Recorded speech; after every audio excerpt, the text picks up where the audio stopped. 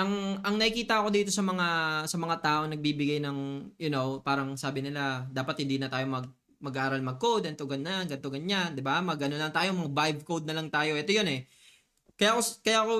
Um kaya ko in-explain din sa inyo to mga boss is because this is related sa vibe coding. So meaning, ang sinasabi lang dito ng CEO ng Replit, kung hindi nyo alam yung Replit is like Lavaball, Volt, or V0. So parang kumbaga, pwede ka na makapag-build ng application mo in just command or in just prompting or vibe coding na tinatawag, no? So yun yung Replit. Ngayon, yung CEO, nagsabi siya ng ganito, di ba? Kasi nga, dapat na, parang, I no longer think you should learn how to code. But, valid naman yung mga sinasabi niya na you need to learn how to think, how to break down problems, and so on. Kasi software engineering, ganun din naman. So, parang ang idea lang is, etong mga sinabi niya na to, valid na valid yan. Kasi, it will still apply sa mga software engineer. No? Pero, nung sinabi niya na hindi na daw parang hindi niya na naiisip na kailangan pa matuto mag-learn ng code. I think it's like a marketing strategy na tina-turn away niya yung mga future software engineers into a short-term work. Kumbaga, parang kasi 'di ba may mga work na rin na tinatawag na vibe coders and so on and so on. So ngayon, ang idea kasi dito is mamimili ka. Ano bang gusto mong piliin, 'di ba? Yung short term or yung long term? Kasi in my opinion, pagka pinili nyo yung short term, doon kayo sa vibe coding. So, meaning, hindi kayo mag-aaral. So, parang, kasi ngayon, makakapag-build talaga kayo ng application with just vibe coding. Prompt lang kayo ng prompt and then makaka-build kayo ng application. But again, the problem with that is when the application gets complex, no? Wala kang any knowledge about it, wala ka na. Screwed ka na. Wala ka ng choice.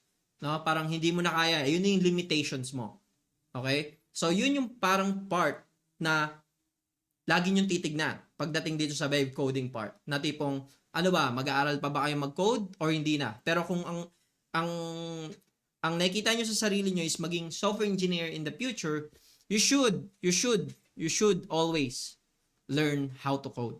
No? Kasi, pagka nag-build ka ng application, just imagine, compare the two. The vibe coders and you that knows how to do software engineering plus you can do vibe code. So just imagine the impact that you can give, no? So ngayon, pagka pinili niyo ngayon, no, mga bago kayo, pinili niyo na just vibe coding lang, no? Okay, sige, vibe coding, maka-build ka application. Okay, pinili mo 'yan. And then at some point, may hit mo yung limit mo doon na hindi na kaya ni AI na i-debug yung specific application. Ngayon, sa company, pagka na-feel na nila na they got stuck na talaga, hindi na talaga kayang move forward ng mga vibe coders, no? That's the time na mag-hire sila ng mga skilled software engineers para i-debug yung application nila. So ngayon, wala ka na, chapwera ka na. So that's why I said na short term siya, no? Yung pagiging vibe coder. No? Pero kung ano kayo, kung meron na kayo, kasi yung vibe coding for me, it's not bad, no? It's fine as long as you know how to code. As long as you know how software engineering works. Kasi parang, kumbaga para sa akin, kunwari ako, gusto ko lang mag-build ng isang simpleng application, POC or something. I can just do vibe code. Why?